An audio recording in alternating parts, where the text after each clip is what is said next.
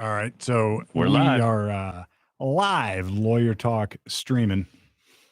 That is the video stream and the audio stream. We got Jared, we got the Exchequer, we got Brett from Circle 270 Media filling in for the beard. And now you know what everybody looks like, right? Click, click, click, click. Click, click, click, click. Sorry about that. Yeah. Sorry about that. It's too Went a bad. little too fast there. Too bad. Yeah. So we got and this is the second week now. We've been live with video. Third week we've been live. We did audio, got the video figured out. Now we're live with video. Just interfaced with the Blitz 997, Randy and Loper, or Loper and Randy in the morning over there doing the phone in legal. So we've been I've been doing that better part of 12 years, maybe 12, 13 years. Yeah, it has been, hasn't it? And you used to be over there with the I met Brett. Oh, Yep, yeah. right here. Yeah, the reason we're here is because Brett met me outside the back way in the day when you were allowed to actually talk to people in person. Mm-hmm. However long ago COVID wasn't there. And you were waiting out there and said, hey, you want to do a podcast? And next thing you know, blink your eyes, turn in a circle, wave your magic hat. We're Look at live us. on YouTube. I'm live on YouTube in a studio.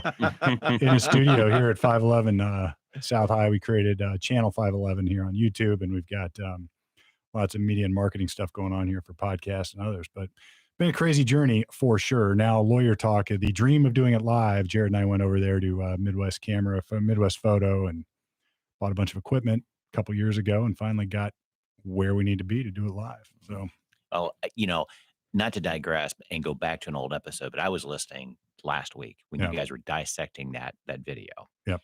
And horrible situation, but I'm telling you, everybody else that I've heard tear apart that video and look at it, you guys did the best. well, it's not surprising, is it? Because everybody was taking pieces out of it. Oh, They weren't watching the whole damn video. You guys were. No, we found the one video. what was and how many available. times did we watch it? Like 10 times? 10 times. At least. Yeah. At least. And then we were pause forward, pause. I mean, we At watched least the it video through. available Right. that you could watch. Yes. Exactly. And you know what was great about that really is that I walked in that day and had not yet even heard of that shooting. It occurred the day before, Tuesday night, and this is Wednesday Like morning. It was 4:30 in the afternoon. Yeah. I watched the Chauvin verdict, and then I went to my son's track meet, and then I went home and did whatever I do at home. I don't watch the news or TV at home. I usually just wake up and read in the morning, and then on Wednesdays I'm busy trying to get in here. First heard about it on the Blitz, and that when we put that video, that was the first that anybody in this room had seen it. And I think, if you're going to create absolutely fair journalisming, then what better way to do it? Like that was our guttural or gut reactions to what we were seeing. We had no preconceived notion of what happened. I had no preconceived notion that the police did it right or that they did it wrong. I only knew what we heard when they asked me the questions on the Blitz. And maybe that's what should happen, right? There is no bent or bias that way, or at least nothing more than what we all carry around sort of internally. But, we just looked at it and described what we saw. Yeah. And it certainly it was not scripted at all. And it certainly changed the way I listened to media covering it after I heard you guys tear it apart. What did you that's hear? an interesting point, Brent. Because it was just that this happened, a shooting, and nothing else about it. In regards to the cop was in the wrong. It had that feel to it again. It said, white officer shoots black teenager. Exactly. Yeah. It did. And which is horrible. On its face, that's is. absolutely horrible. Is. And I want to hit on the Columbus Dispatch right now, which I have a digital subscription to, but for some reason it still won't let me log in all the time to read the full articles. It keeps telling me I need to subscribe, and I have a subscription, and I log in and come back, and I'm not on it. I got to keep logging in.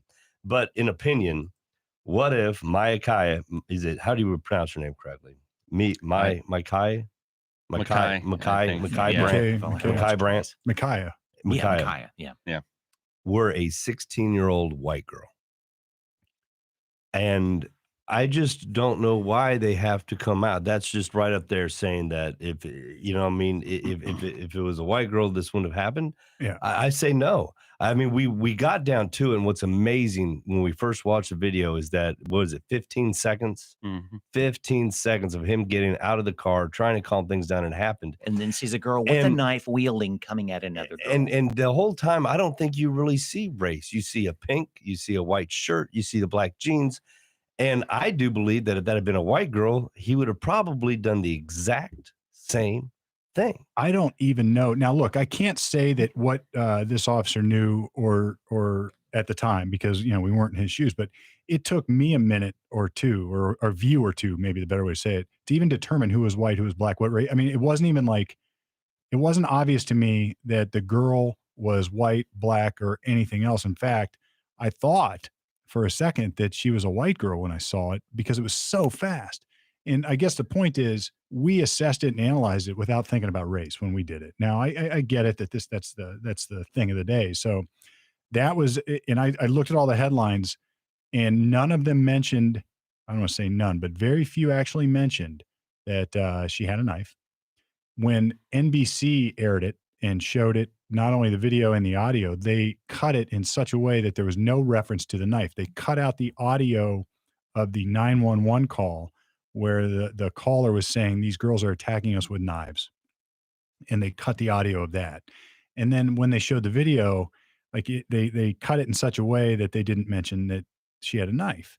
And then when I heard it later, after it was like sort of and to me, we watched it, you heard it, and you saw us watching it. Mm-hmm. We were, it's obvious to me that there was a knife. Like it took about 10 seconds of us watching that to say, oh my gosh, she's got a knife. And then you see where it's going right to that girl's throat. And you see the girl in pink sort of backing off. And where is girl in pink? She has thanked the police. She came out and actually thanked the police for saving her life. She did a couple of days afterwards. Yeah. Oh, good. And then when I heard some commentator talking about it, and it might've been a politician, it might've been somebody else, but they said it may be, or it details sketchy on whether she had a knife, or they made it sound like maybe she didn't. And that was initial. Yeah. And it was so stupid to me because she had the knife. So they're taking this and trying to cram it into a round hole to make it a racial shooting. And can anybody say what would have happened if she were white? What would have happened if she weren't black, or what would have happened if he were black or white? I would say nobody can ever say that definitively. But what I saw there, this police officer had no time to even consider such things. In 13 seconds. Well, and before, actually, he had 2 seconds. For that. True. Yeah. 2 seconds. Because from the time the girls come tumbling at him, and the one the dude kicks the girl is down in the head. But it was so crazy that how fast they went down, and that girl sprung. Yeah. Just sprung. And he had 2 seconds. See if we can get while we're talking about that. See if you can, because I want to talk about next the LeBron tweet. See if you can get that up. What, LeBron or the video? The LeBron James tweet right after this. He took it down. There's a story here. Mm-hmm. Everybody knows the story by now, but he was talking, or he tweets like "you're next" or something like that, and with the cop's image, a picture of the police officer, sort of like "we're coming after you next." And then, immediately there was rioting. Immediately there was all this backlash. And like you said, 2 seconds he had to make this decision. And, I guess just to pat ourselves on the back, I don't think any of us took a position yet on whether we thought it was the right or the wrong thing to do. We just said we'd like to know a little bit more about what happened before and what was not on the video. And there's been some other video released now, and all it's done is that this officer did what, I don't want to say what he had to do, what he did. He thought he did what he had to do to save this girl's life. And I think had he have not done that, this girl is at least an ambulance ride with a real serious condition of maybe life or death. She's sitting in intensive care right now. He was going for the jugular, it looked like. And it wasn't going to be one swat or stab. It was going to be like a psycho shower scene. That's what was going to happen. Oh, she was rearing back like she was taking a pitch. Yeah. Well, because she was back on the 1 foot going. Right. The girl in the pink was against the car, so she would have had the leverage of the car and just kept. Again, you play out the scenario. What could have happened? All I know is scary. That whole thing was freaking scary. I don't know what I would have done. Were you able to get the LeBron tweet, or is that all been buried? That's it right there. Yeah, let's get it up. Oh, sorry. There you go. Yeah. So this is, and which one was this? This is the one he says. Accountability. The one where it says "you're next" is the paragraph below. I couldn't find that one real quick, but the tweet included the caption "you're next." Well, what he did is he took down the tweet, and then he said, and then he changed it. It's interesting too, because there's like a bar in Ohio down in Cincinnati that says they are not going to show any more NBA games until LeBron is fired. on anything at all. It's going to But hurt the bar. It's only going to hurt the bar. Maybe, but he probably not. He probably doesn't show care. any NBA games anyway. Right? So- He's Good only point, soccer Steve. anyway. So yeah, exactly. Right. But he does. It does say this. I think there is there. Let's say that the agenda to end racism is a good one, and it is. All right. Here's the picture. So we're not going to be able to get that up. It just is very brief. It's a It photo just of the says cop. it's a photo of the police officer and it says "You're next." #accountability, and there's this police officer sort of standing there. But I guess what I was saying is, like, you could say that the goal of ending racism is a noble one. It's a great one, but you're going to get a backlash here. I mean, when you're making everything about race, when not everything is about race, you're going to get less attention to your cause, or maybe the kind of attention to the cause that's not good. You're going to get people say, "I'm so sick of hearing about this crap." So then they're going to just look the other way when real racism occurs, and they're just going to. It's the boy who cried wolf, right? Yes. That's what this is. Yeah. Right.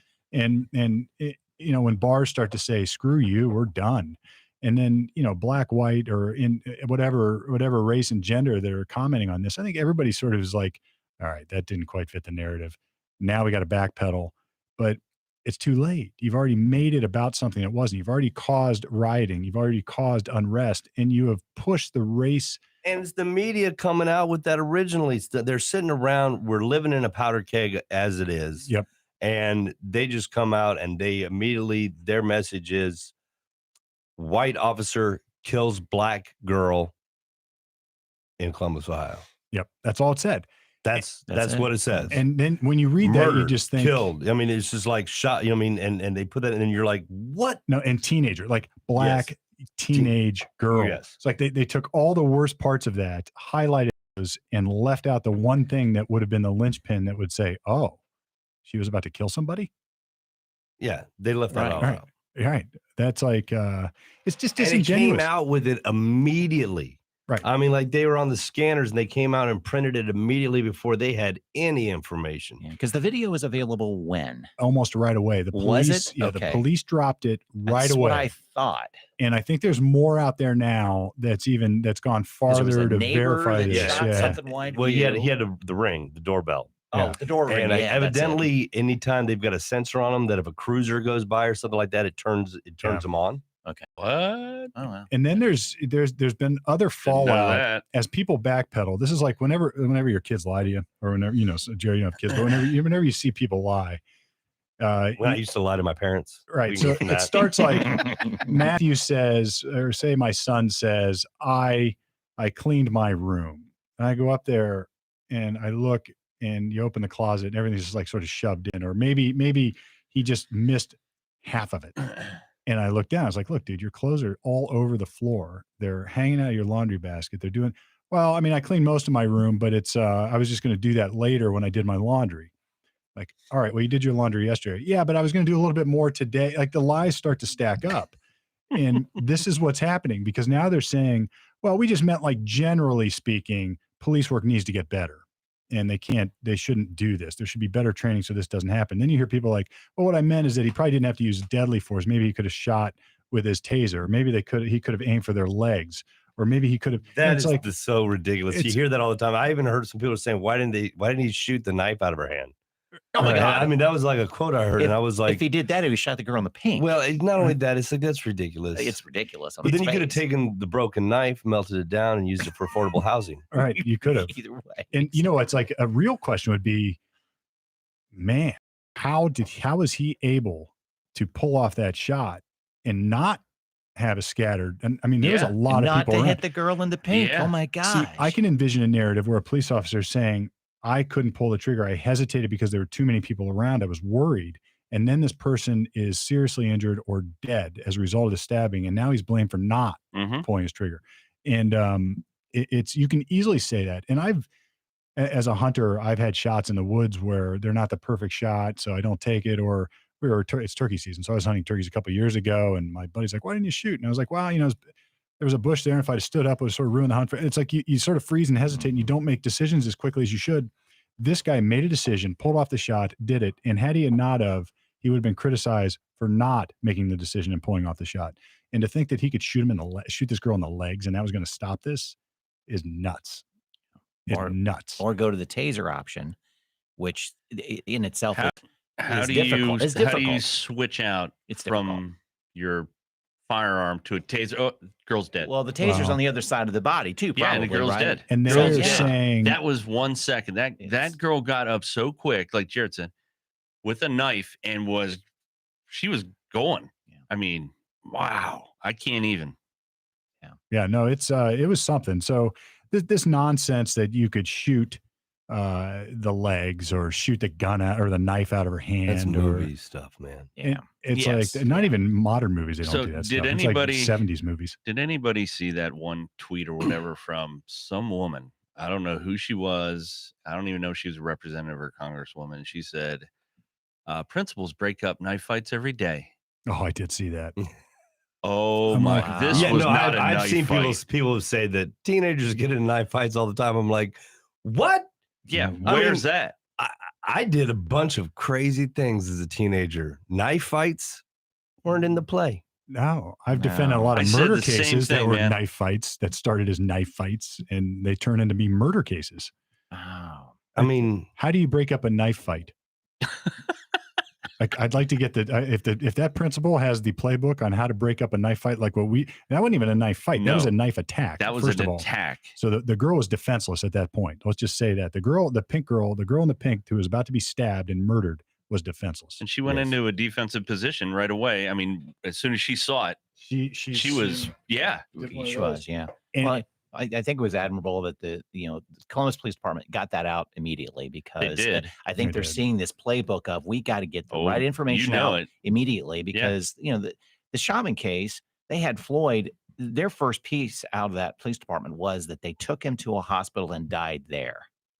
A lot of this That is yeah. horrible. Right. Yeah. So it's like you got to stop this, and you got to get even if you're in the wrong, Get it out. get it out there. Right. Take your hits and get it out. Now, Exactly. and in Chauvin, the media still hasn't played, at least I don't think the media yet has, I don't want to say it hasn't ever, but you only see the end of that video. You don't see the beginning of that video. And the beginning doesn't necessarily justify the end, but it offers the entire picture of what occurred. And it definitely paints a different picture. And part of that picture isn't so good for Chauvin. How he, some of that is weird, or how he's treating Floyd when he's first ordering him out of the car. He wasn't so nice. It's like, although he couldn't see his hands and he was dangerous, but it just shows the intensity of the whole thing when it's done that way. And then it's helpful again for the case against Chauvin when you had Floyd sitting on the sidewalk, sort of in limbo or waiting on the sidewalk near it's like it explains the whole thing. So why? I always ask this in cases. If the prosecutor didn't show you everything, why not? Right. If their job is truth and justice, if their job is to get to the bottom of it, and their job is not to look for just reasons to convict somebody of a crime, but rather to get to the truth. And if that happens to be a crime, then prove it. Why ever leave out bits of evidence? well, ask Lester Holt. You should look up Lester Holt's response there and see if we can pull that up. But whenever they talked about the editing that they had done and why they'd cut out things, and he said that there doesn't need to be two sides to every story. The truth is overrated. He did say that. Jeez. He did say that. And then right before Chauvin's defense, we started to see this kind of nonsense. Like, why do we even have to watch or listen to any defense? We know what happened. And then I'm not going to hold off on bashing Biden over the head on this one too. For him getting on national news, we talked about this last time too, but like he got on national news and said the evidence to him was overwhelming and he's praying for the right verdict. And by the way, I wouldn't say this except the jury is sequestered. And I'm thinking to myself, well, first of all, you didn't watch the whole trial. There's no way he watched the whole trial. No way. Mhm. I'm not sure he would have understood if he did, but you didn't watch the whole trial. Let's hope he didn't. He's got better things And to then- do, right. honestly. He's got bigger jobs, right? Yeah. It's not his job to watch a state court Right. murder trial. I don't care how big it is. And then secondly, he is not part of the defense and he's not part of the prosecution. And frankly, he's not part of the system at all on that level. And then even if the jury didn't hear it, what about all the would-be rioters who are about to go nuts if that came back not guilty and Biden just put his rubber stamp on it? So whether he thought the evidence was overwhelming, whether he didn't think the evidence was overwhelming, he had no business commenting on it. And I've seen so many comments like this. And here's the Lester Holt. NBC's Lester Holt says, we don't need to hear both sides to define the truth. quote, fairness is overrated.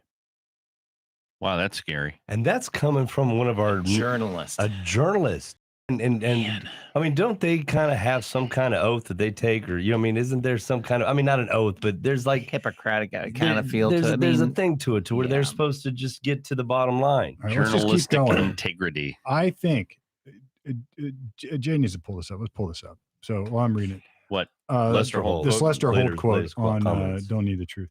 I think it's become clear that fairness is overrated. The idea that we should always give two sides equal weight and merit does not reflect the world we find ourselves in. The sun sets in the west is a fact. Any contrary view does not deserve our time or attention. Decisions not to give unsupported arguments equal time are not a dereliction of journalistic responsibility or some kind of agenda. Or some kind of agenda. In fact, it's just the opposite. Providing an open platform for misinformation, for anyone to come say whatever they want, especially when issues of public health and safety are at stake, can be quite dangerous. And what he's really saying is he knows what's true. He knows what's right. And, you don't have to print lies. He sort of acts like he backs up and acts like, well, we're just not printing lies. But we're talking about contrary opinions that have, or at least if they don't, take them on. I mean, we're not talking about absurd things like this conversation. We're talking about whether the police officer here did something right or did something wrong. I mean, it's not like one side is definitively true or definitively false. And in fact, it may be the opposite. I think if it's true, it's what we're saying. I think that is coming out as he is going to get probably exonerated on this shooting. And whether he could have done something different, who knows? But you have to have a fair discussion of all of it in order to get to that. But that's his call out when they were asked why they edited the 911, why they edited the knife clip out. Yeah. That was his response. His response was, we don't need the other side. It's overrated. We don't need it.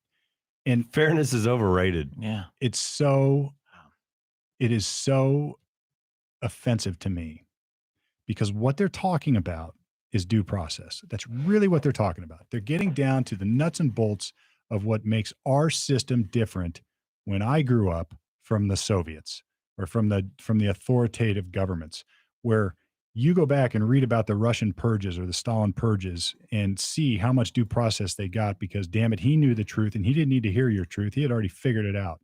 And these were show trials. Only if there were a trial, it was a show trial. If there were a trial, they were forced to confess long before they ever did it in public. And it was the truth as they knew it was only that. It was just what they said the truth was. And that's the danger of this. If you hide the other side, if you don't give people due process, what happens when it turns on you, right? Then what? What happens when you're wrongfully accused of rape, when you're wrongfully accused of murder, when you're wrongfully accused of stealing, when you're or your son is, or your daughter is, or your spouse is? Or if he's ever in that situation, Lester's in a situation where he's getting called out for something he did not do. Correct. Yeah. And what's he going to say? Put the shoe on the other foot. Exactly. What's he going to say? Because the mob eventually eats itself. It has to when they run out of other people to eat. Yeah. That's the problem. It's a hungry, angry, starving mob. And guess what? They got all the obvious targets. Now we got to go for the. I'm a fan of Dateline. Lester Holt's one of the hosts. And now whenever he does a show, I'm kind of like this. Well, how tainted is this story? Right. Do you have it up there? Hey. There's all sorts of stuff. What do you want? I just wanted that quote. We don't need to get it up now. But I guess the thing is that he actually said that when he was accepting an award. While accepting an award at the 45th Monroe Symposium. It just is so insane. Oh, man. That's so scary. In. Right. Imagine that. Now, some of that might be true. So I'm going to agree with him this. You don't have to give two sides equal weight, but you have to consider two sides and then decide which one works and which one doesn't. So if you're going to get a jury instruction on this, it starts like evidence is like fact, documents, direct evidence, things that you can see, things that you can touch, things that you can read. And then you have circumstantial evidence that tends to suggest that something happened based on those things. And you can make inferences. You can do all this stuff. And it talks about a balancing test.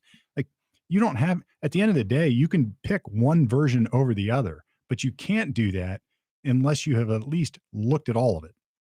then it's not fair to pick one over the other. Then it's a violation of due process. Why do we need to hear Chauvin's defense?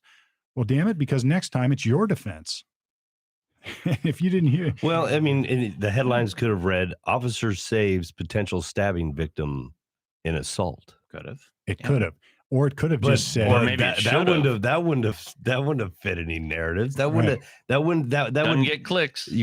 Right. That would moisten the powder Right. keg. We need it nice and dry. Yeah. You know what I mean? We need it to explode. And then Yeah. to say, really what it comes down to is if it doesn't fit their story, it's pretty clear now that the media is willing to change the story to fit the story. They're changing the story to fit the narrative, or at least leave out what they need to make it fit it. And then they're going to start backpedaling, like my kid talking about cleaning his room. They're going to start making up these little like backup lies to bolster the original lie. Well, what I really meant is that this is such an outrageous claim that we discounted it. I mean, this is different than like the Overton window argument where you have something so absurd we don't need to even give it lip service. I mean, these are equal and opposite contrary views to your own. You need to, if you're gonna dismiss it, you need to take it on. And if you won't take it on, then your credibility gets shot. That's the problem. That's the problem. And the media has done this since. Somebody gave me an interesting viewpoint yesterday. I was at the eye doctor, and my eye doctor, we got in this little political debate. And he was a well-read guy, and we got discussing some stuff, and he started to parrot a little bit some media, I guess, sound bites that I had heard. And when I started to nibble around the edges of that with him, he realized that it wasn't necessarily true. But it was such the eye-opening moment to me was not that he was wrong and I was right. The eye-opening moment to me is, holy crap, the media's ability to influence how people think, what they see, what they think they see, what they hear and what they think they hear, and how they vote even is really amazing. And there was that documentary. Do you remember that? Did you watch that? It was on Netflix or something. It was about Facebook, and Facebook, they did this, some guy did this study, and they had like this made up vote, and they could control the outcome of it by headlines. Jeez. I mean, it was like headlines, and it was they could control the outcome of how people voted. The social dilemma. The social dilemma. I haven't watched it. I've heard a lot about it, and it was pretty powerful stuff how they were doing it, and the media is doing this. But the point I was going to make about the individual I was talking to yesterday, he's like, you know what? The media made billions on Trump. Oh, they loved it. Yeah, they loved it. I was thinking that too. That these reporters have had 4 years of being a watchdog, and not analysis, but watchdog. And there was a poll out recently that we want our journalists to be more than watchdogs. We need analysis. Mm-hmm. Take the time to take a look. But I think it's this 4 years of just constant watchdog of watching a tweet feed. Yeah. And responding. Watch the tweet feed, respond. That I think they've lost their edge on even knowing how to report this stuff. They don't report facts anymore. It's all opinion. It's all opinion. I don't know where to go find, other than lawyer talk, objective journalism. I don't know where to go find facts anymore. It used to be you could turn on Walter Cronkite and he'd read you the news, and maybe it was biased, maybe it wasn't. But man, about 5-6 years ago, I started reading the newspaper, and I started, that was back when we still read them. And I started to count in a story how many adjectives I ran into. And the more adjectives, like great, bad, whatever the description would be, the less I relied on the story, because I started to realize that factual story to look like it was something wrong or something right. And if you're not careful, it would be really easy to be indoctrinated by that nonsense. That's the problem. And it's happening. It's happening right now. Yeah. And reporters have lost their jobs because when they come, they got their report, they got somebody that's going to look over it. And they'd always be like, yeah, well, that's good here, but can you change it to sound, can you move it to here, move it to there? And they don't want to move it. They don't want to change their stories. And they're like, well, then it's not getting printed. It's not going out. Yeah. And there's just, when you said Walter Cronkite, you got to remember, we had 3 channels. Yeah. And that was it. And you would see something like, tornado in Oklahoma, film at 11. They would come in with maybe a breaking news, but then you'd have to wait. They wouldn't report on it right then. They'd tease you. Film at 11. Mm-hmm. Well, at that time, too, you didn't break into programming because programming made more money than news at that time. Yep. And now it's a switch that news more than programming. Well, or, the Friends of the world and such. And the problem is once cable and internet opened this up, like, how does Walter Cronkite compete in this world? Like, news at 11 on a tornado, that doesn't compare to like Trump is going to blow up the world. Yeah. Right. And if you hate Trump, they're going to find, if you have a steady diet for I hate Trump stuff, there's plenty to go feed it. Pick any of the news channels, and within 2 minutes, you're going to hear breaking news. Something. Like, I mean, something is always breaking. It was the Hillary Trump election. That's when bombshell every day. Bombshell. Both ways. Like bombshell election outcome now definitive. Bombshell. And I remember reading the first couple, and then I thought, well, everything's a damn bombshell now. I was like, this is not a bombshell. This is another wolf that the boy is talking about. And it just is. They don't have anything to sell unless it's sensational. There's too much competition. Mm-hmm. Hunter Biden's going to be he's going to be a professor now. Yeah, like Tulane. Yeah, he's teaching. No, he's Is he really? Yeah. Well, I forget the classes he's teaching to. It's something ridiculous, and he's got no right. Is it computer pornography? He's got no experience in it. I just saw it. I'll pull it up. Yeah, I mean, his experience is in like Ukrainian energy. Right. That's his background. Yeah, international business, maybe. International Exactly. business. He had no experience in that either. Yeah. The news is just off the charts. It's impossible. And the shooting here in Columbus is a perfect example of it, how it was whitewashed to be something or look like something that it wasn't. And then even when it turned out to be what they were hiding and became obvious, they've just they don't even do a back pedal. They just do a side shift. Yeah. And the side shift. It's even better, guys. Hunter Biden to teach they're Tulane good. University class on fake news.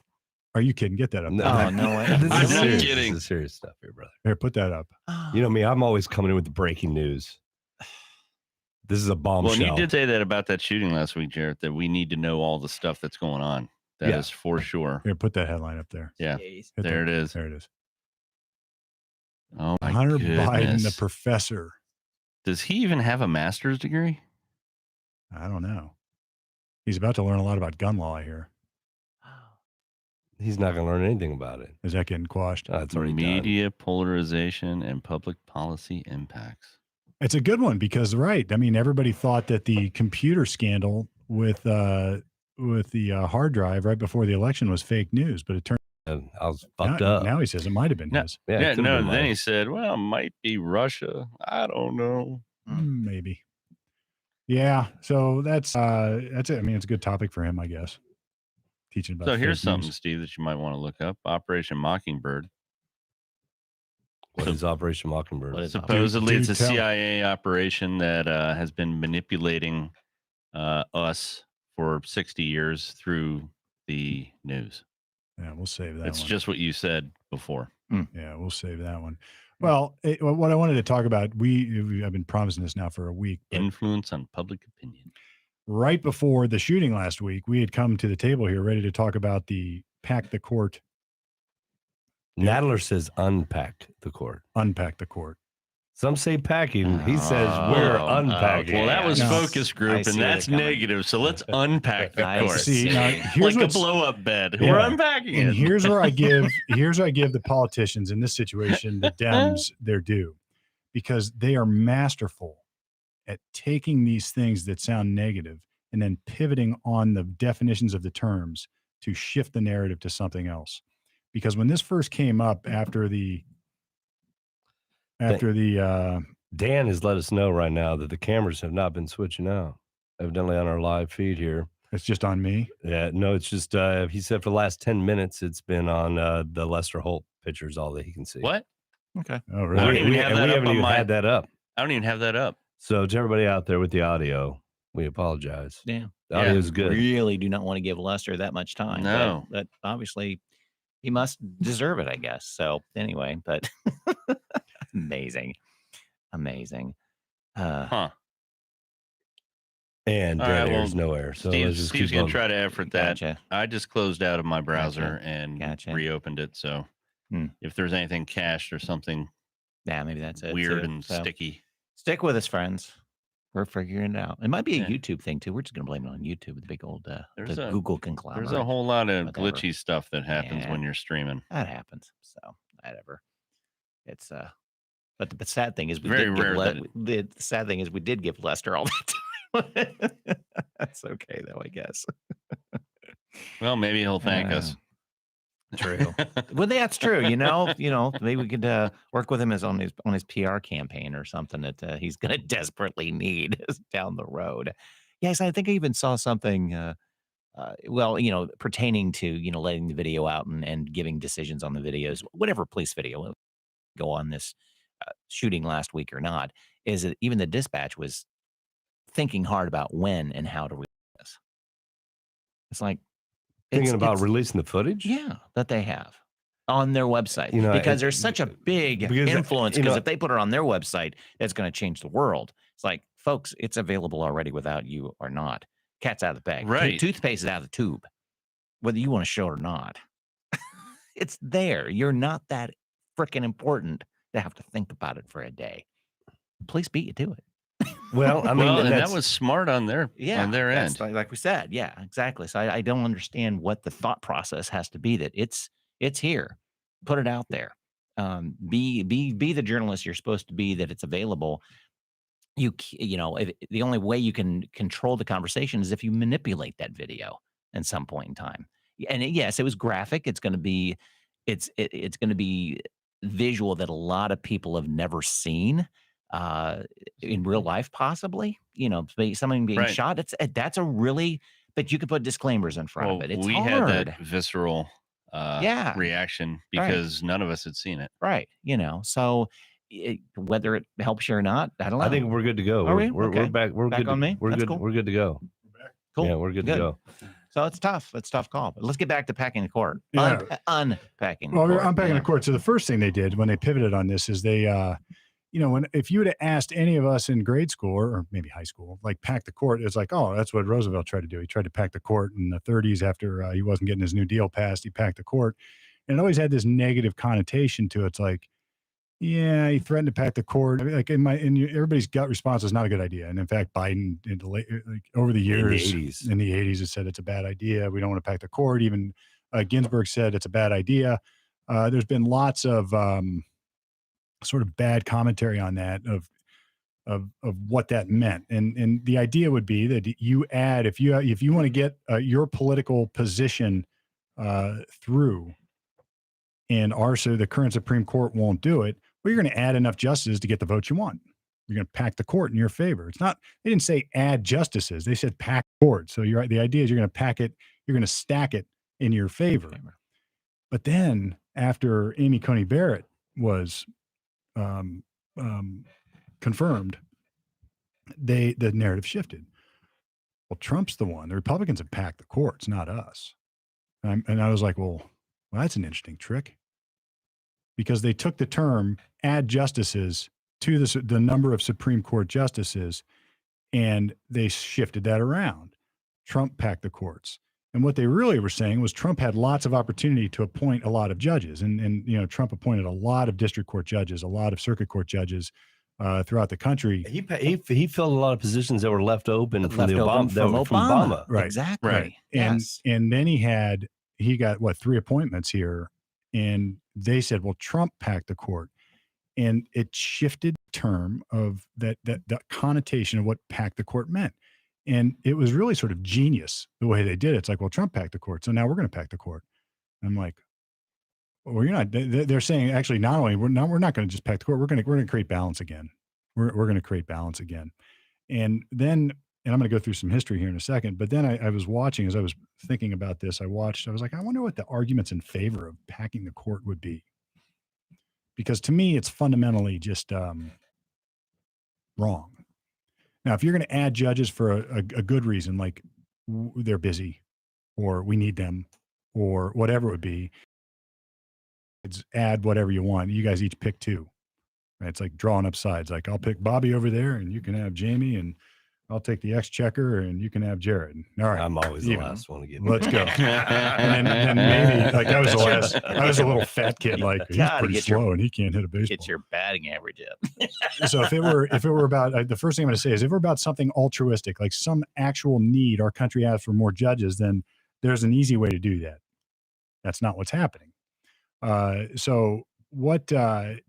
As I wanted to know what the arguments were, here's how it went, and it it stopped me. I was working on my basement, listening to my headphones, listening to this guy talk about it. And I stopped in my tracks and stood there and listened to this. And I was a little bit astounded because what he said was this. Well, we have this great unbalance in the court because of it is incredibly conservative, the court right now. And if we don't pack the court, then Congress won't be allowed to fix global warming. They won't be allowed to address and fix our problem of gun violence. And they won't be allowed to fix the inequity in the country. And that's where I stopped. I hit pause and I gave that some thought. And it dawned on me what he was really saying is that not be allowed made it, or they won't be able to. He didn't say allowed. They won't be able to. And the reason they wouldn't be able to take his logic, is because anything Congress did to fix those problems would be struck down as unconstitutional by our court. They wouldn't allow Congress to do it. So then it sort of begs the question, like, all right, well, why not? Why doesn't Congress have the power to do that? And maybe it's because the Constitution doesn't let Congress do it. So the first premise that he had was ignore the constitutional prohibitions. We want a court that's going to ignore those things and instead let Congress do what's necessary, that it deems necessary to fix those problems. And then you unpack it even further. Let's just go through the premises. 1, those are real problems. Now, you could say they are, but there's debate about all those things. 2, Congress can fix those problems. Now, even if they are real problems, thinking that Congress is going to fix it is lunacy. So if you think that Congress is going to pass some law that would otherwise be declared unconstitutional by our current court that would fix a perceived problem of global warming, gun violence, or inequity, you're nuts. It's absurd on its face. And then that would have been the third presumption, is that it was going to be effective. Like they could just do it. And the only reason they can't do it is because these nasty old conservative judges won't let them. And what they're really saying is, 1, what they're trying to do is unconstitutional. And 2, the problems are all legitimate. And the only reason we can't do it is because they won't let us. So it is these awful, nasty Republican conservatives that are going to make it so we have global warming, and make it so that we have inequity, and make it so that we have gun violence. And every one of those things is a year-long discourse, right? It's like you could take all those and he just condensed it all. But that was his argument in favor of packing the court, of adding judges. So that caused me to want to dig into it a little bit deeper. And we have 9 judges now. And it turns out we didn't always have 9 judges. And there's great stories here, Jay. I was sharing them with you. Like if you go way back to our founders, it really, like the court history goes, it starts at like 1800. There was an election between John Adams and Jefferson. And I'll give this sort of the summary debate, or the summary cursory overview. But Adams and Jefferson, this is back in the days when we had, if you voted for president, it was like monkey move up. Oh, Jared, you got the most votes. Second most. So you're president, you're vice president. 2 different parties. Yes. Which I love. That concept. I love like it. You guys go into the snake pit together. I love it. I kind of like that too. Yeah, I like it too. Yeah. Right. And that changed. They had to amend the process and change that. And it turns out that Jefferson was a Democratic Republican Party and Adams was a classic Federalist Party. So back in those days, the Democratic Republicans wanted the states to have all the rights in the world, and most of them were Southerners, so you can figure out why. Slavery. I mean, it's like they wanted the feds out of their game. And then you had the Federalists who wanted a strong, centralized federal government. And it's funny to me because now you hear the term federalism, and it connotes the separation of state and federal powers. But that term is sort of morphed over the years. So the Federalist Party, not to be confused with federalism, and the Federalists, what eventually happened is they have a very strong feeling about what the powers are that are enumerated and what they are that aren't. And this goes back again, we talked about a couple of weeks ago, Shays' Rebellion and the Articles of Confederation that failed. But anyway, Adams lost in a very contentious election. And you had a situation where it's very similar to what's going on now. He was so bitter about it. So his rival Jefferson was taken over. And this is also touted, by the way, as the first peaceful transfer of power by one political party to another.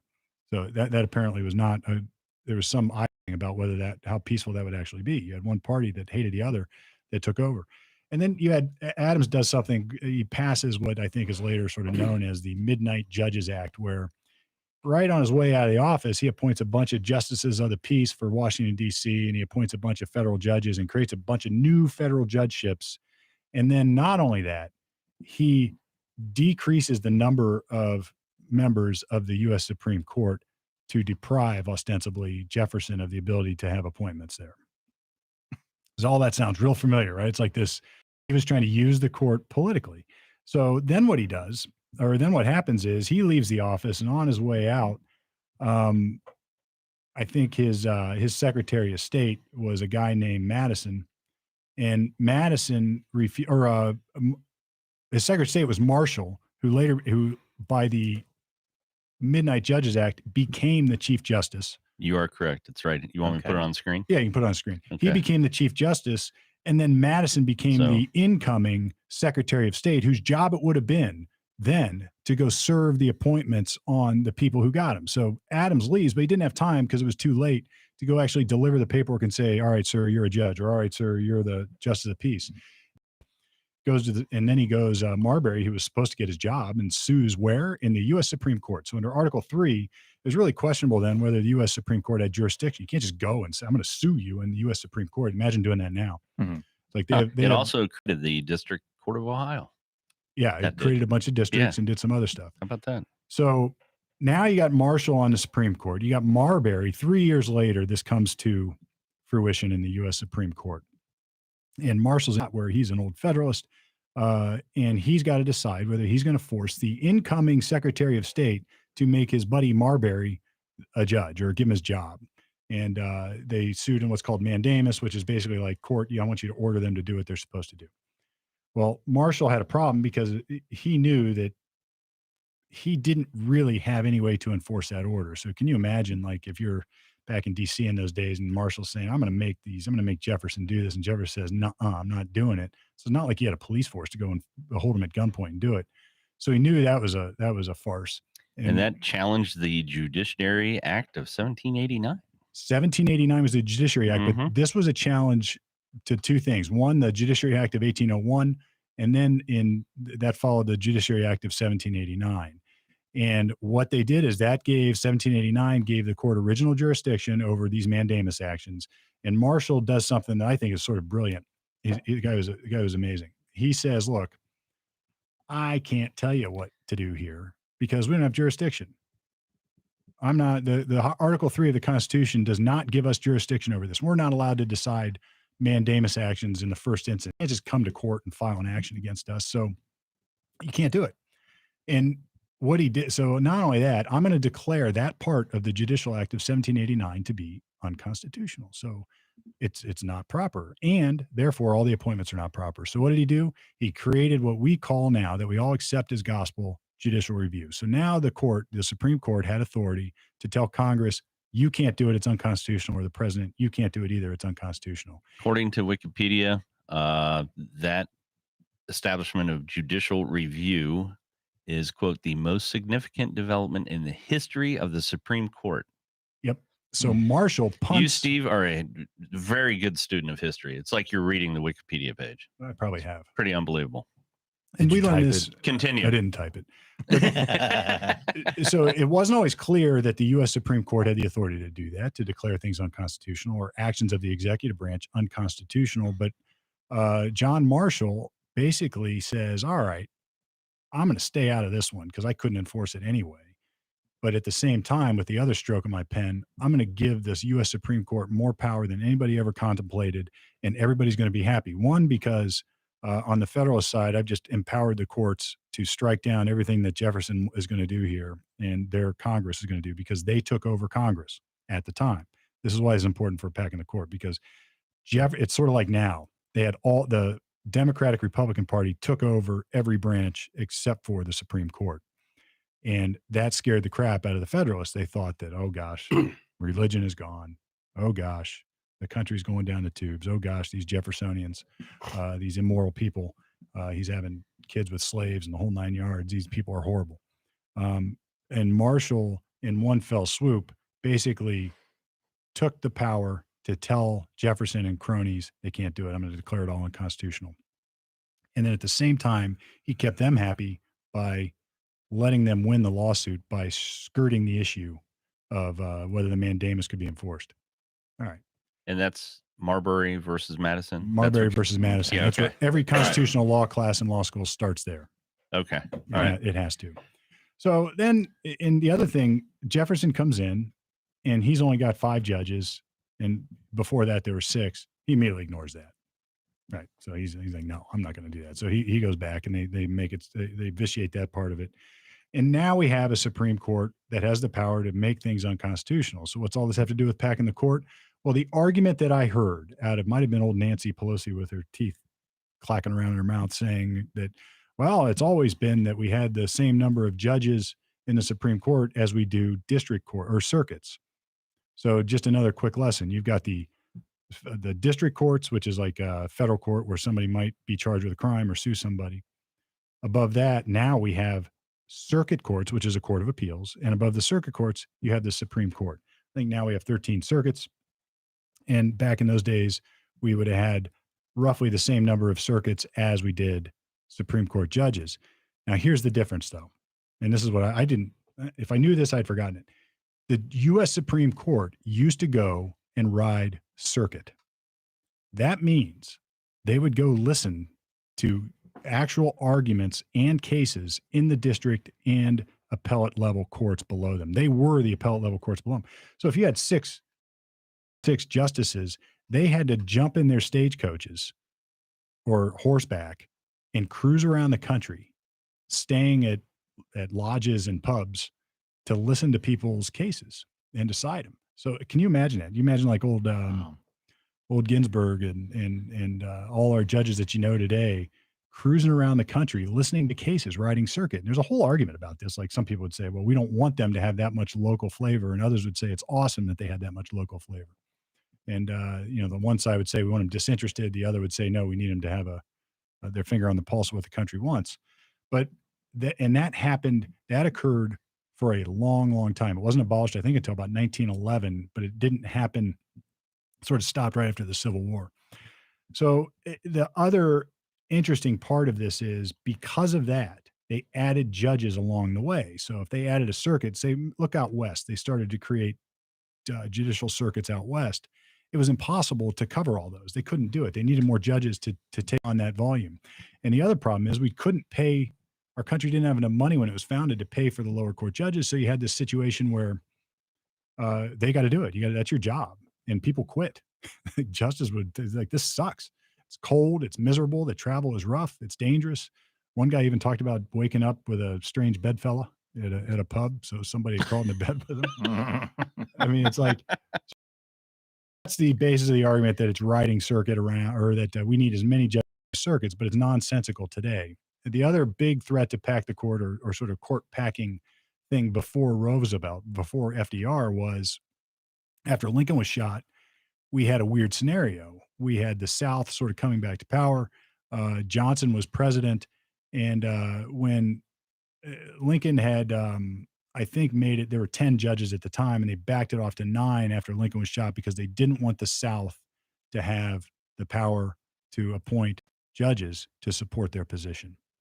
So here we have that situation where they were worried about, the Northerners worried about the Southerners creating more justices that would uphold things like the Dred Scott decision and other, the Kansas-Nebraska Act, which, and what was the other one? The Three-Fifths Compromise, the Missouri Compromise.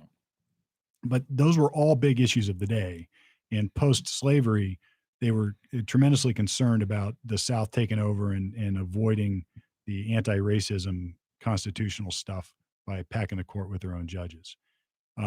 So that was dialed back. And then it didn't change from 9 until Roosevelt, well, it still didn't, but Roosevelt comes along with his New Deal. And here's where there's going to be a lot of interesting, here's the dangerous history of court packing. He's got that up there. So, yeah. You want to get that up there? Yeah, right there. There's from the time, a 1937 political cartoon with the caption, "Do we want a ventriloquist act in the Supreme Court?" which was a criticism of FDR's New Deal, depicting President Franklin D. Roosevelt. The New Deal comes along. So in 1929, we got the crash. Hoover was president. And this is here's again where the historical narrative has been skewed incorrectly. Everybody says, well, Hoover was this awful guy who was laissez-faire, hands off, and what caused all that. Well, he was far from it. Hoover had some very significant regulation that he imposed on the economy. And then after the Depression, Hoover calls in, like he does things like calling Henry Ford and who are the railroad magnates, he calls in all these people and says, all right, you guys have to agree not to reduce your wages. And then I'm going to go put my arm on the unions not to strike, and everything will be fine. And I'm going to protect you all in the meantime by creating really heavy tariffs. So now we're going to protect domestic goods. So, and that's like what the Smoot-Hawley Act or something like that. I don't know what that was. That's like high school history. I don't remember, but there, like he had this big tariff thing. Well, obviously it didn't work. The tariffs caused the prices. It just screwed up the entire economy. And eventually the wages go down, the unions strike, and chaos ensues, and FDR gets elected. And he is promoting an agenda that is not unlike what we're running into now. And he says, no, I am going to fix this. We got the New Deal. I'm going to fix it all. I'm going to engineer the economy to fix it all. And the U.S. Supreme Court says, no, you're not. You're not allowed to do it. Congress has no right, no enumerated power to do what you want to do. It cannot govern minimum wage. It cannot govern private employers. You cannot regulate any of these things. And for like 6 years, the U.S. Supreme Court says, no, we're not going to, we're going to declare everything unconstitutional. Congress has no power to do it. And eventually, in a case, Roosevelt says, no, I'm gonna pack the court. And that resulted in that cartoon. They're just going to create puppets to get his crap through. But the threat, I guess, was enough.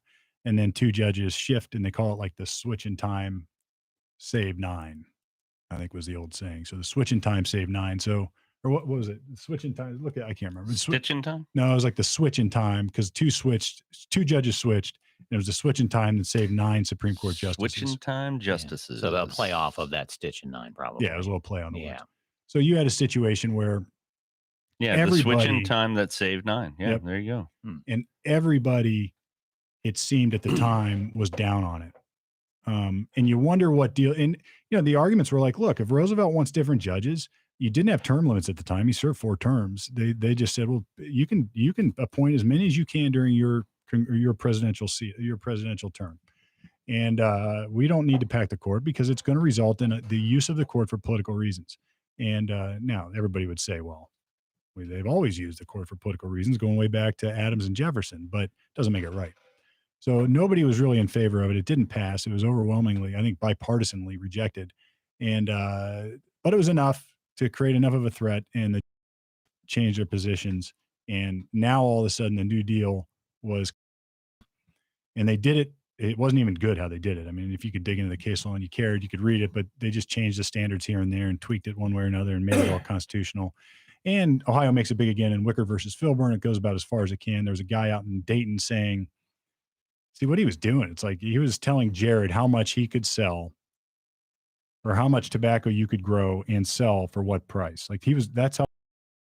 So they were telling a farmer in Dayton, Ohio, you're not allowed to grow that much wheat and take it to market.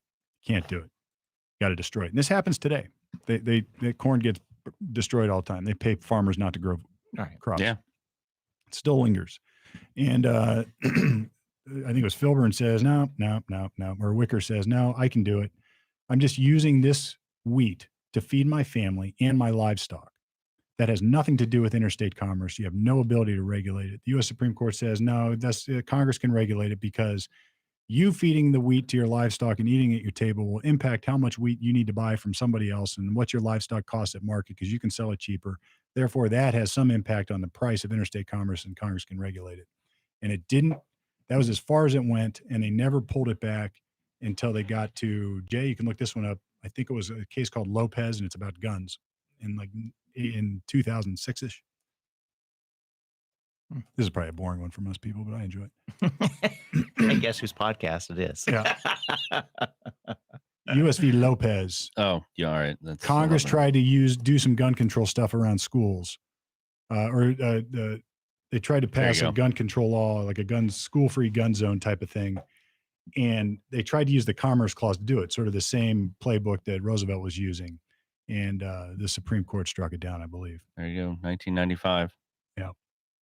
Yeah. San Antonio high school students challenged to the Gun-Free School Zone Act of 1990. Yep. And they said, I think they struck it down. They can't regulate it.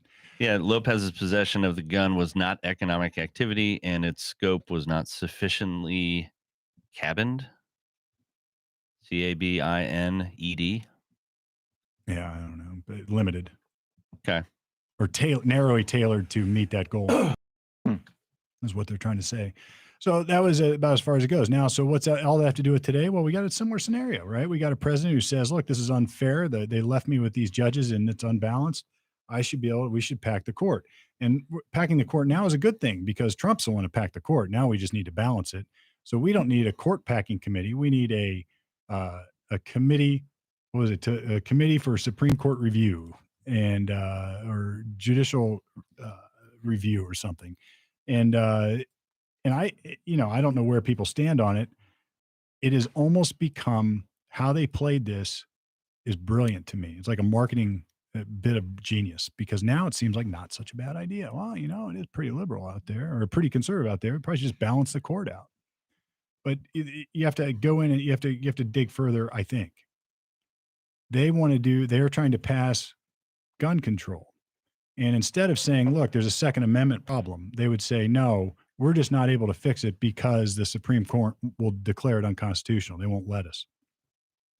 And what they're really running up against is like the Bill of Rights. They're running up against the Second Amendment. Now, they could just amend the Constitution if they wanted, but they don't have the votes for that. So they're saying the majority of the country wants this, but it would take a majority of the country to vote to change the Constitution. So what they really have is a minority of the country that wants it, or they don't have the votes for it. So they're going to cram it down by packing the court. And the same is going to be true with all this other legislation they want to pass that they know won't pass, not because of partisan reasons, but because of constitutional reasons. So that is my brief history on packing the court. Now you guys talk about something. I gave you what I did. Well, so the original number of the Supreme Court was what, 5? 5. How did they? Or no, it was 6. Was it 6? And then Adams backed it to 5. 5 to deprive Jefferson. And of a what was chance the to reason? appoint him. What was the reason for lifetime appointment? I mean, the first thing I heard about the packing was, let's just say they're in there for 20 years and then you got to get out. All right, look at that's a great question. Look at Article 3 of the Constitution. This lifetime stuff drives me nuts. Shall be appointed till while in good health. In the Constitution, that's what it says. Yeah. It's like to those questions, people are like, well, why do we have to have lifetime appointments? Well, the and Constitution maybe it's a good thing so. because the other branches are by election. Maybe have one that's solid, but the idea is there's Want two it up on the screen. Yeah, what's Article it say? 3 of the United States Constitution. There it is. What's it? Read that part where it talks about while in good health. Let's see. Section 1. I can't read it from here. Yeah. I'm looking for good health here. The executive branch shall appoint judges to serve while in good health or something like that. Shall hold their offices during good behavior. Oh, good behavior. My bad. The term good behavior is interpreted to mean that judges may serve for the remainder of their lives, although they may or retire voluntarily. All right. Now, you need to go back even farther. So I gave you a document in OneDrive. Maybe you can pull it up. It was my notes on. So here's what's interesting, though. If you go back, you have to go back to the reason they did this is you have to go back to the Declaration of Independence, because at that time, when the colonists were first contemplating their grievances against the king, old King George, they were very upset by the fact that King George was paying judges to engineer outcomes against them. All right. And they did not want an executive branch that would have control over the judges beyond just the appointment. They wanted to avoid that.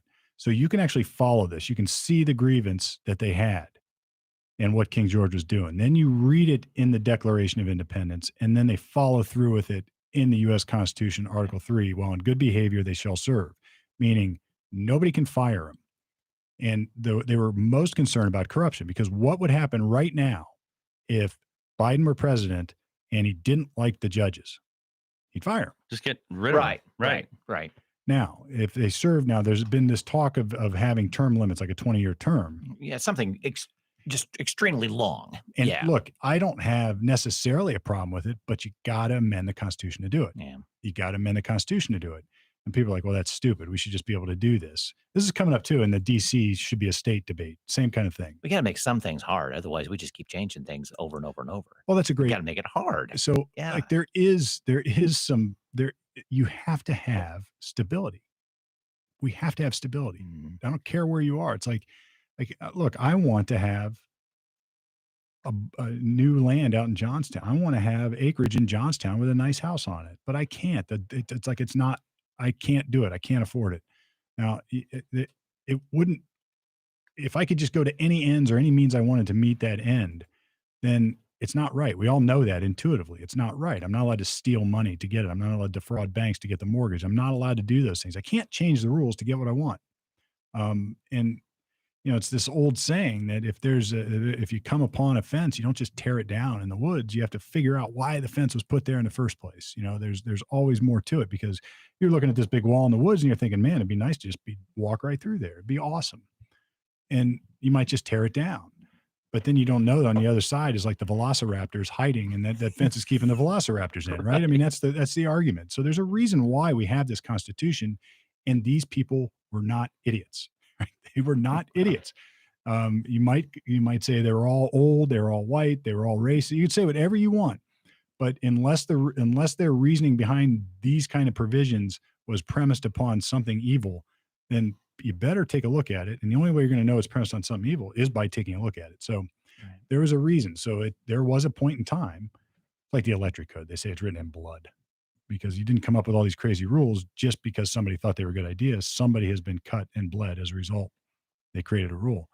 And, you know, you have to have some stability in the sense that if the next president comes in and packs the court more, and the one after that more, it's a seesaw that has no end. And that's, you know, if that's the path you want to go, you want to go. But if it's a use, if you do it now and it occurs now, it is nothing short than not even a thinly veiled, but rather a widely exposed power grab. That's all it is. That's all it is. Yeah. As soon as I heard it, that's all it is. Poking back and forth. Yeah. Pissing match, basically. Yeah. Yeah. And that's the packing, unpacking of the court's breakdown. That's the breakdown of the court packing and unpacking. Well, when you described what they wanted to do, all I heard was take that right away, take this right away, take my other right away. Well, that's right. These are, so it's a good way to discuss, like, what is the Supreme Court really intended to do? You know, it's like, if you go back to Marbury versus Madison, the idea is the court is to decide things that are constitutional and unconstitutional. It's not supposed to make law. Like, it's not supposed to say, well, we're going to create exceptions and we're going to allow this, we're going to change the Constitution. But, you know, going back to the 60s, it's really started to happen in the 60s with all this, with the right of privacy and Roe v. Wade and Bowers v. Hardwick and Connecticut. It was like, you have, the court just took a whole new role, and it's created this perception that somehow that if you're conservative, you're going to destroy all these rights. Well, the court's job isn't to destroy rights nor create them. And this is why the Republicans got mostly disappointed by all their appointments going back to Nixon. They thought they had all their ducks in a row, and they were appointing all these conservative in the Rehnquist court, all these conservative judges, and the judges didn't do what they wanted them to do. It's sort of like Marshall. He got in there and said, my job is to do this, and this is what I'm going to do. I think the Trump appointees may be the same way. Well, there's a number of appointees. I mean, there's Bush appointees that went up there that they thought were going to go one way, and then it's like a different way. This is what we signed up to do, folks. Yep. And to destroy that independence is, I think, the destruction of our country. And I'm not overstating it. That's true. Once you destroy that independence, once the executive branch gets to control what the U.S. Supreme Court does, you're back to King George. They're back to just adding judges is the same as firing the ones you don't like. That's game over. That's it. So sure it is. So if you don't like the Second Amendment, you don't like that the court has disagreed with you on your gun control measures, then and your solution is not to go amend the Constitution, but rather change the court, then shame on you. Shame on you, because it there's a reason the fence is built there. There's a reason it's built there. And you can argue about that reason, and you should, but you should not just tear it down without digging into it. And I would say this, like next to the fence, next to the wall is a little instruction book. And it says, if you don't like this fence, guess what? You have some options. You got to go get all your good buddies and all the people that agree with you and have a vote. And if 2/3 of you folks, your states agree that we don't like this, we can change it. You can rebuild this wall in a different way. You're not allowed to smash through it though without doing that.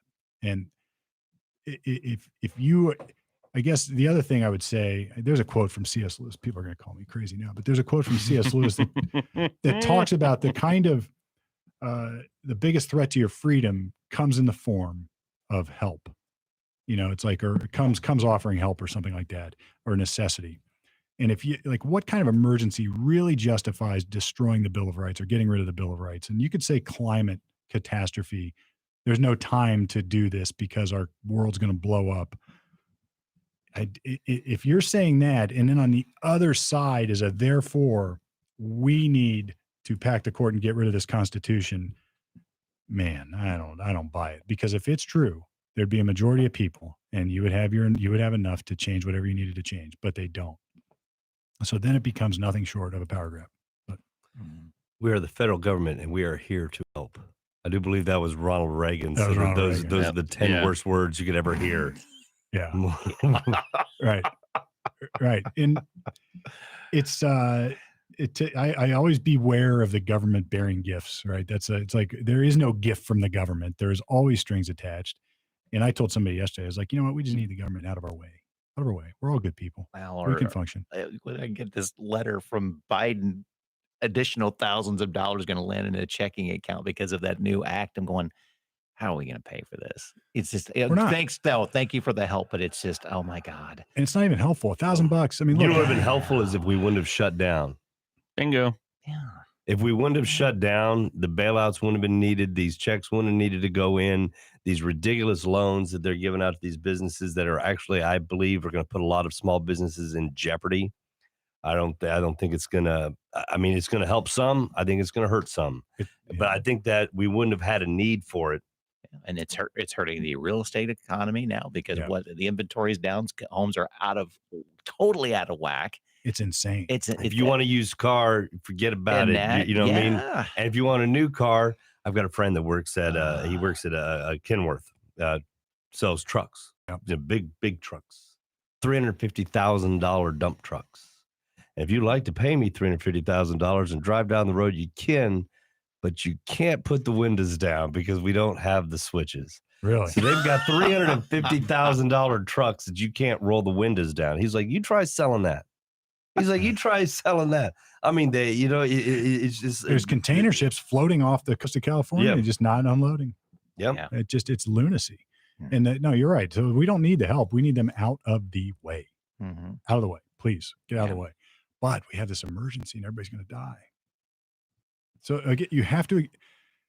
It's always that you have to accept their premise, and that's if you dial back. And everybody does this. Whoever wants these kind of things to go through, they just force you to accept the premise. And when you drill down to that point, like, wait a minute, you are going to pack the court because otherwise the world's going to end in 10 years.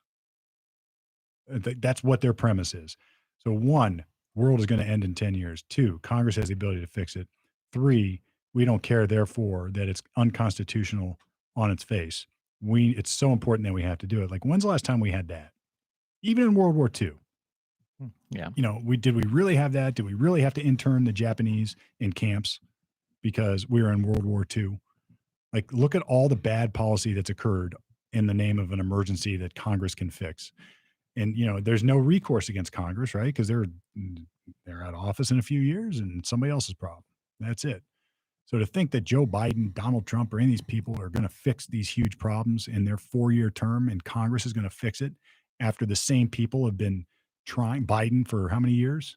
42 or something. 42, Pelosi for how many years? Mitch McConnell for how many years? Which is funny about how he talks about how horrible we have been and how things need to change. It's like this. Look in the mirror, You've been bud. doing it, bro. It's like that You've been a chef in the kitchen this whole time. everybody before You're the me was guy. horrible. It's like, hold it, no, you've been here. You've been were there. before Over you. 40 Yeah. years, you were vice.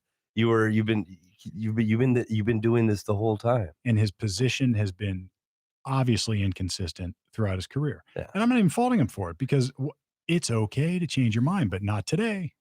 Not today. It's not. Wait a minute. I changed my opinion on that because I learned some more facts and details. So now I think this, and I used to use these words, but now I know that offends people. So now I don't. Too late for that. You should have known back then. You're canceled. Bye-bye. Except for Biden. They just elect him. That's the problem. You want some great C.S. Lewis quotes? What you got? The greatest evils in the world will not be carried out by men with guns, but by men in suits sitting behind desks. Yeah, that's all been true. Once people stop believing in God, the problem is not that they will believe in nothing. Rather, the problem is they will believe in anything. Oh my gosh. No, he was an incredibly insightful thinker, and he gave these series of talks that became a book later called Humanity, and he did this in like the 40s when Germany was in war. I think it was during the Blitz actually, or during the what's the war? The air war above London. The Blitzkrieg, right? No, that was What? the German air war when they were bombing London. So maybe it was Blitzkrieg. Oh. Okay. It was during that. Yeah. And Okay. so in 1940, maybe a little bit later, he gives us a series of talks, and I think he might have even just done it from like an outline, not even notes. And it really is incredible. Firebombing. The firebombing. Yeah. And it was it's really incredible. Now people dismiss him. So Yeah. here's a perfect example. He's That's a Christian. 1940. We hate Christians, so therefore all Christians are bad, and Christians have done bad things, so therefore Christianity's bad. And we do it with Islam, we do it with everything. So But he's also a giant Democrat, or was. yeah, everything was different. Yeah. I don't judge it. Look, so I could say, look, I hate Democrats, so therefore I hate C.S. Lewis, and he's got nothing good to say ever. Or he was a Christian, so therefore he's got no insight. Or he was Islam, so he has no insight. It's just stupid. It's just dumb. It is. It's just absolutely categorically stupid. And it results in chaos, and we're experiencing it. So anybody out there who wants to know more about packing the cord, please give us a call here at Lawyer Talk. We'll be happy to give you the history. We'll unpack it. Unpack it. Yeah. Yeah. And I tell you what I like packing is the comedy clubs. Ooh, They're packing up there. As a matter of fact, I mean, coming up here this weekend it's at 31 West, which is Newark. It's gonna be Jason Banks and the comedians on South High. It'll be Kenny Mock and Bobby Dodds up there. And it's a club called 31 West. It's in Newark, Ohio. But that's April 30th, and that show sold out immediately. So we got a show that is going to be May 1st, and that show is also sold out. So as I'm telling everybody about this great show, there are 2 sold out shows because we packed them. We packed the tables. But if you want to see some of these guys getting ready for it, I mean, this is a live broadcast that we have right here. Those boys right there? Those boys right there. This is a live broadcast we're on. I'll be coming back to the studio later this evening. We'll be recording a Comedians on South High. Then we'll be going to Red Rock Pub in Black Lake, Ohio for their open mic. And so we're going from the studio directly to there. I had a great time. We had a great time last night. I met up with the guys over there at Scully's town. I was meeting those guys. I left my house about 7. I'm getting here about 7:30. And the nice weather was on fire last night. I got off the freeway there. I forget what exit that is. Get up at High Street there, right up there by the Hyde Park. I'm waiting to turn right to get onto High Street to go down. And the traffic was full. And there's a handful of these Corvettes going up, man, right? They're like parading along in their cars. Nice. And I hear them revving, barking their tires. And I see CPD. He's kind of coming up turn signal. I let him in front of me. And you can hear as traffic's he's going up there. And then all of a sudden, drives right by the CPD. I see a group on 4-wheelers and dirt bikes at 7:30 p.m. running down High Street. A whole squad, like you see, like 4-wheelers, like off-road vehicles, All right. not street legal at all, right? Popping wheelies and riding down. And I'm just kind of thinking to myself, now the cop I thought was going to get up there because he was looking for these guys, these Corvettes. They're chirping their tires and revving their engines. And these guys on the 4-wheelers and everything just ride on by. He did nothing. And I'm like, okay. I guess it's fair game. And so we go down, and it was a great open mic at Scully's. I like this open mic because the crowd is very attentive. At Red Rock, sometimes there's people there, they're just drinking, having a good time, and they're not as attentive. This has got a stage that's kind of set away from the bar, very attentive. So we did that. And then we went down to Bossy Girl, which is down there in Clintonville area. Yeah. I haven't. Now, another thing for me, I haven't ridden down or gone down High Street in a long time. I can't remember the last time I'm going to tell you, it's a whole new world. It looks totally different. The new buildings and where things were in my mind and where they're not now. And we got down in Oldfields on High, which is called something different now. That used to be one of my spots. Right now it's Bossy. So a group, they did the open mic there. Immediately we get in the ride. We go down to another open mic. We go down there. They got on the open stage there. Tomorrow we're recording, which is today now, recording a show. Then we're going to go to an open mic. So if you can't get tickets and you want a free show and you're listening now, look up Red Rock Pub, Black Lake, Ohio. I'll be there. Jason Banks will be there. Kenny Mock will be there. Bobby Dodds will be there. And a handful of other great comedians. That's what's great. There's like this group now that these guys all sort of roll together. And so it's not just, I love how they support each other. Now they're in competition too in a weird way, but they support each other and they got each other's backs. It's like a little, it's like a club of comedians locally. Well, they had at Scully's, I think they had 17 comedians that took the stage, and when they were kind of doing the timing, the host was asking, she's like, "Are you trying to go?" So they were the people that were like, "Yeah, I'm not going over to Bossy," so they would get like kind of the end ones. So if you wanted to do your bit here and then go hit another club there, which like these comedians in New York do that, from one to another because they got so much more at hand, so many more clubs at hand. But even to see it here, to go from one club to another. And I was driving down, I believe it's once you get down before 11th there's a bar there, Lucky's. Yeah. And the line was out the door. The sidewalks were packed. And I would drive by some bars. And I'd look in and to the governor, I know he's listening because he tunes in. He's a huge, huge fan. So Mr. DeWine, I'm going to ask you to remove the mandates because we look ridiculous. Okay, these people look ridiculous with a mask around their nose, and then and I was in Scully's. I ain't gonna lie, I got my bandana on, and if you buy a beer, it's like your pass, so you don't have to have it on, right? I got a beer, I got my beer protection, so if you got a drink, you don't have to have it on. And I'm gonna be honest with you, most people weren't really wearing masks in there. Now I walk into Bossy, so and the bars they were probably like the masks.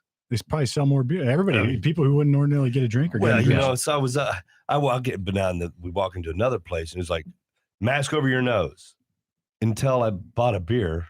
Then it was fine, All right. And have a beer now, and I'm just going to tell you, these kids, they don't give a shit. And why should they? They shouldn't. Right. And I saw a number of these clubs were packed. Good. I was like, it's a Tuesday night. I was just going to say, and it was, the traffic and people walking up and down. And, as I was looking around too, I was like, to be 25 it's again. Like the annual running of the students. The first nice day, all the students are out. Yeah, they were out and they were out having a good time. There was a great finals be damned at both places. But so we went up for a year and a half. Really. Yeah, we did Scully's, and then we were there, and I think we got done about midnight at Bossy, and beautiful ride home though. It was a nice night last night. I rode the bike home. We got that magnificent moon out there. You guys going live tonight? We'll be live from the podcast. Yeah. I don't know. I don't know that I'm intelligent enough to get it all clicked in and figured out. What time are you going to be here? 6:30. I'll see what I can. And we'll be here 6:30 to record and get the ball rolling. And then, like I say, anybody that's listening now, or if it would be great to do it live because then we could just say, come meet us. Because we're literally going to be here and we're trying to get to 6 because when we come in, we're going to want to record. Because we need to be to Black Lake by no later than like 8:10, so we can get on a list, get signed up, and get to go through there. Bobby Dodds has had a number of shows coming up. Jason Banks is booking up. He's got bookings coming. We also have Hilarities, which I do believe there's still tickets open for Hilarities, and the date on that is 5/15, 5/16, Hilarities in Cleveland. 2-day event there. Once again, Kenny Mock will be there. I think Bobby Dodds will be there on the 16th. He won't be there on the 15th. From Chicago to New Orleans to Banks is really his bits that he's got going. All things go well, we will have an animated series coming out. Yeah, it's such an amazing story. Is that you put these comedians together, and Banks, I can't say he would or wouldn't have done what he's doing, but I love how the studio here is sort of getting involved in some of this bigger stuff. So it's like in the promo game and in the management agency, helping people succeed out in like the comedy circuits, and then getting their shows launched, and Brett getting like business podcasts going. It's like, who'd have thought all this would happen? And then now Banks is set to go like multinational, like big time. And I probably shouldn't drop it all yet, but there's like stuff going on. And if you're curious what it's going to be all about, just check him out on TikTok. It's amazing. His stuff is hilarious. And what else is amazing is watching him, because he's a pro. I mean, he's getting paid good money to go up to Cleveland to be on the stage. He's getting paid here. But if you want to see him free, now multiple things that you get to see is that you get to see new jokes that are being worked on, that are being put together. And a lot of at open mics, sometimes the crowd, a large percentage of that is other comedians. And so they're performing amongst their peers, and then they'll talk outside. And it's like, I like that, but maybe change it to Arby's instead of Subway.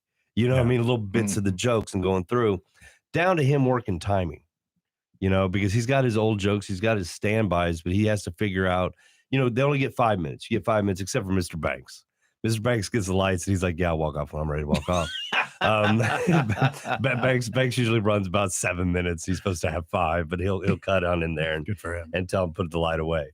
But because a lot of that is in figuring out, if I use these jokes, what is my timeline going to be?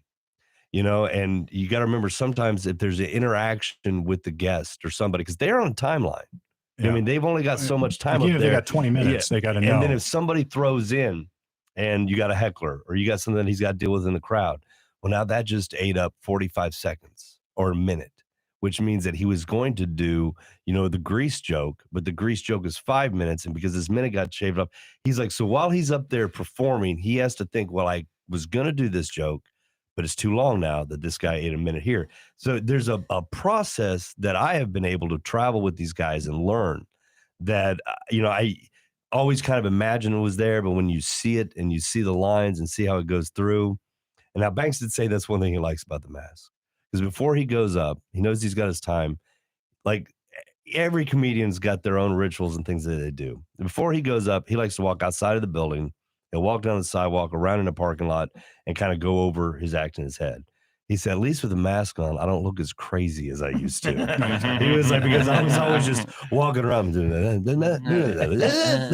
You know what I mean? He was like, now at least with the mask on, I don't look as crazy. And that was his bonus to that. But to see him know that he's got big shows coming up and he's been hitting it, to watch him go do one open mic, get in the car from Short North, run down to Clintonville, do another open mic there. Say, all right, guys, he's got up today. He had to record 3 videos for his TikTok, because that's right now. I mean, he is an influencer. He's got close to 4 million followers. Amazing. They want to follow. He wants to produce at least 3 videos a day. And to produce his videos, he writes them. He plays different characters, but he plays all the characters. He has to write their lines. He has to shoot the video. He has to edit it. And even, to a point, he says, it takes a little bit longer to write it now than it does for me to put it together. But I have to write these every day. And then to watch him come here, he wants to be funny on the podcast. So he's got his bits to use on the podcast. And then when we get done recording here, we're going to immediately go to another show. When does he get to have a bad day? It's like, when does he get to be grumpy? Because that's like, he's got to be on all the time. No matter what, no matter how bad things went, no matter the trampoline he was trying to put together, and he had one leg towards it, all the springs went ching, ching, ching, chong, which I did mention to Mr. Banks. He shouldn't have a trampoline. I said, did you call your homeowner's insurance? He said, huh? Yeah. I was like, I'm just going to give you a little tip here. The podcast is probably his release that he can have at least an hour and a half of just, okay, I got to defrag here with my buds. Just do it. Maybe this is his outlet. But I've mentioned it. I've mentioned it before, that I've seen where we recorded a show and Bobby said something that was funny on the podcast. And we all thought it was great. And we were like, that's a joke. And literally from the drive from the studio to over there, he kind of, now it's changed once again. Like I say, I've seen him do this joke that started on the podcast. Then it went to his first time he kind of put it together to the second. There's little bits that changed.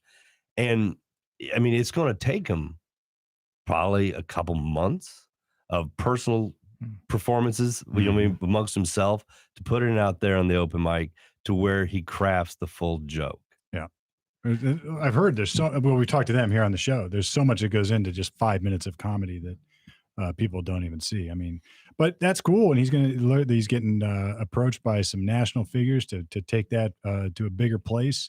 We're all right behind him right here. We got other stuff going on too. Stroop's behind him. You know what I mean? They've really stepped up with the local Funny Bone. He's getting a lot more there. They're moving him around. He's got a number of shows. I believe it's June, Toledo, Ohio. It's going to be the 14th, 15th, and 16th. I do believe it is. Yep.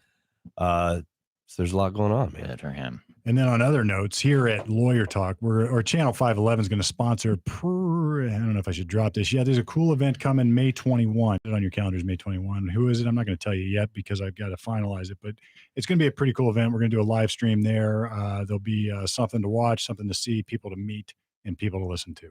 Maybe that's the best way to go. But That's enough. It's going to be a pretty cool event. So get that on the calendars and think about the 1986 Chicago Bears. The Super Bowl And Shuffle. the Super Bowl Shuffle. Yeah. My God, that was a bad video. No, that was God. the best. That video was the best. For 86? We're not here to start no trouble. We're just here to do the Super Bowl Shuffle. So with that, we're going to wrap it up. This has been another riveting live episode of Lawyer Talk Off the Record on the air, this time live with audio and video, the whole crew here. You can continue to check out all the content, check out all the old shows, check out the new shows, check out the comedians, check out everything else. Just go to channel511.com. You can get lawyertalkpodcast.com and see what's going on there. Like I said, there's a big event coming. We'll drop more next week on it and maybe even in some social media posts. And you know all about the comedians and what they're up to. So great stuff. Wouldn't work without everybody supporting us. And that's why we have a Patreon account too. So if you like this content, if you like that it's live, you at least have the option to watch the video, hear the audio as separate even from the podcast. Well, check us out, become a Patreon. And I think there's going to be more opportunities for that. Like I call that an opportunity. More opportunities for that. Opportunity for growth at Comedians on South High. So Lawyer Talk Off the Record on the air, at least until now. Peace.